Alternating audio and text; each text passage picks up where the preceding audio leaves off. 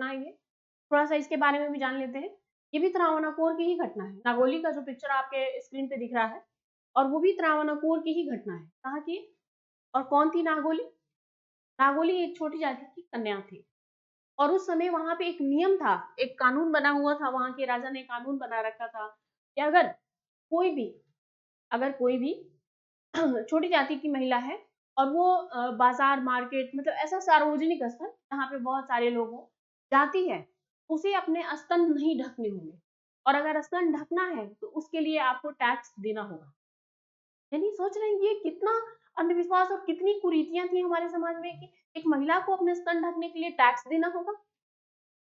तो नागुली जो है वो थोड़ी सी लिबरल किस्म की लड़की थी, और उसे ये अच्छा नहीं लगता था।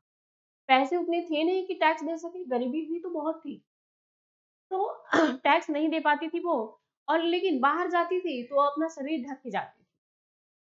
फिर राजा के सिपाहियों ने और जो बाकी लोग हैं उन्होंने राजा को बताया, और उसका विद्रोह शुरू हो गया कि छोटी जाति के लोग हैं वो इस तरह से कर रहे हैं, विरोध कर रहे हैं हमारा, राजा की बात का मान नहीं रख रही है, सार्वजनिक स्थल में जा रही है, सिर को ढक के जा रही है, और टैक्स भी नहीं दे रही है।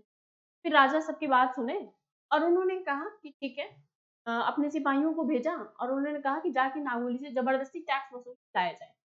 जो राजा के सिपाही थे वो नागोली के घर गए, और घर जाकर के जबरदस्ती उससे टैक्स वसूलने की कोशिश की।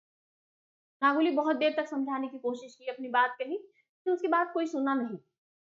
नागोली जो है वो चुपचाप जाती है अंदर, और जा करके अपने स्तन को काट देती है। केला का पत्ता, वहाँ एक नियम था, केले के पत्ते में मतलब टैक्स दिया जाता था, अनाज वगैरह जो भी होता। तो केला का पत्ता ली तो सबको लगा कि टैक्स ले आने के लिए जा रही है, अंदर गई और उसने अपने दोनों स्तन को काट दिया। काट करके और ले आके दे दिया उस देश को। बहुत खून गिरा उसको, कुछ ही घंटे के बाद नागोली की मौत हो गई थी। नागोली की मौत होने के बाद वहाँ के राजा ने फैसला लिया कि इस तरह के टैक्स नहीं दिए जाएँगे, और छोटी जाति की कन्याओं को भी अपना शरीर ढकने का अधिकार होगा।